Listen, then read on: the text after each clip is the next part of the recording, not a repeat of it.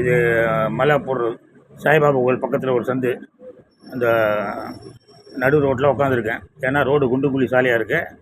ஒரு வாரத்துக்கு முன்னாடி கார்பரேஷன் கமிஷனுக்கு லெட்டர் போட்டேன். படு கேவலமாக இருக்கே, அந்த சாய்பாபா கோயிலுக்கு நிறையா பக்தர்கள் வராங்க, நிறையா ஸ்கூல் குழந்தைங்களாம் சைக்கிளில் போகுது, ரோடு குண்டு குழியமாக இருக்குது, அதனால் அது சரி பண்ணேன். ஒரு வாரத்தை சரி பண்ணால் நான் போய் மறியல் பண்ணுவேன்னா சரின்னு போய் நடு ரோட்டில் உட்காந்துட்டேன். அப்புறம் இவர் ஒருத்தர் பார்த்தார், எங்கேயோ டென்னிஸ் விளையாடிட்டு வந்தவர். என்னங்க இப்படி உட்காந்துருக்கீங்கன்னா இந்த மாதிரி விஷயத்த சொன்னேன். பாருங்கள், ஃபோட்டோ எடுத்து போட்டு மயிலாப்பூர் டைம்ஸில் வர வைக்கிறேன்னாரு. அப்புறமா 100க்கு ஃபோன் பண்ணார். 100 ஃபோன்னா போலீஸும் வரல. எதுக்கு சொல்ல வரேன்னா, அந்த மயிலாப்பூர் டைம்ஸில் நான் போடவே மாட்டாங்க, மறந்தும் கூட இந்த செய்தியை போட மாட்டாங்க. போட்டால் நான் எல்லாருக்கும் தெரிஞ்சிடுவேன்ல. அப்புறம் தேர்தல் நீங்கள் எனக்கு ஓட்டு போட்டுவாங்களா, போட மாட்டார்.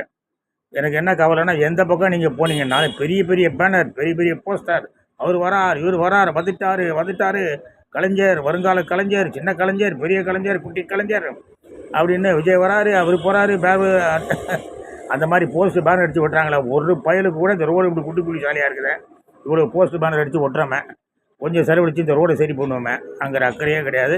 ஹைகோர்ட்டு கேஸ் போனாலும் அவன் பாட்டில் 6 வருஷமாக தூங்கிக்கிட்டு இருக்கான். என்ன தப்புன்னு சொல்லிடுறது. ஜெய்ஹிந்த்.